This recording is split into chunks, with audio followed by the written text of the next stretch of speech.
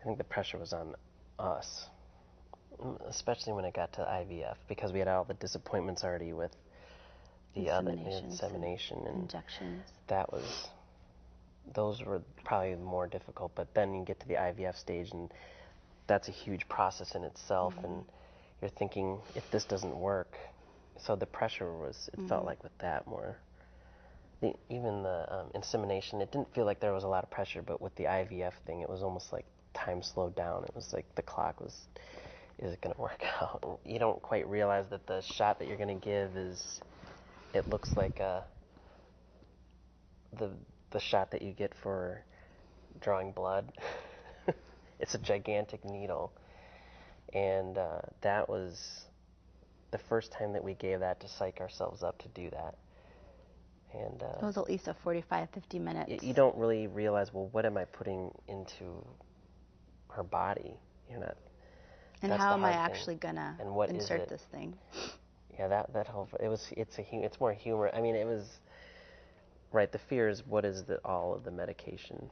Then we didn't have what will that do? And then to actually do the process of giving the shot. At first, I was thinking, I can't give this. I don't know how to do this. And you can actually get it done right at a hospital. Allegedly.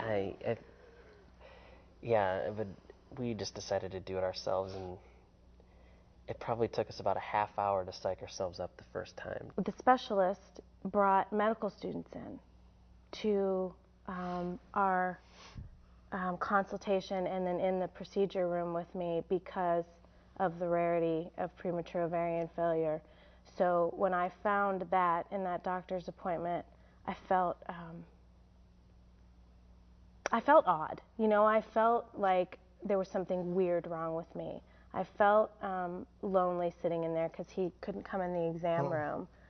And, you know, I just felt very on display, which is humbling and humiliating and scary. I was in the room next to them, and the door was open, and they were doing the exam, the doctor and his assistant, and I heard them leave the room, and they were standing out in the hallway, and I don't think they realized I could hear them, hear their conversation as if I was standing next to them. And I was standing there looking out the window, and it was just, it was a realization that I've never, or a feeling I've really never felt before, just hearing these two doctors talk about your wife in such a medical way, and I've never seen anything like this before, and the phrases that he was using, it's like, are you kidding me? You're the specialist. We came here for you answers and for you to really help us and guide us and clear this up for us. And it's just another visit where we were this odd couple. I wish I would have talked to the doctors a little bit more to really understand. You get barraged with all these medical terms, and then you just leave the office just like, what just happened? I wish I would have stopped, talked to the doctors a little bit more, to just not to fix anything, but just for me to understand what exactly is going on with her, to feel a little more a part of it, of what she was going through, and then I could relate it to her a lot more. I didn't do any of that stuff. I didn't research, I didn't read books, I didn't talk to doctors, so I truly didn't know what was going on, and that was the worst.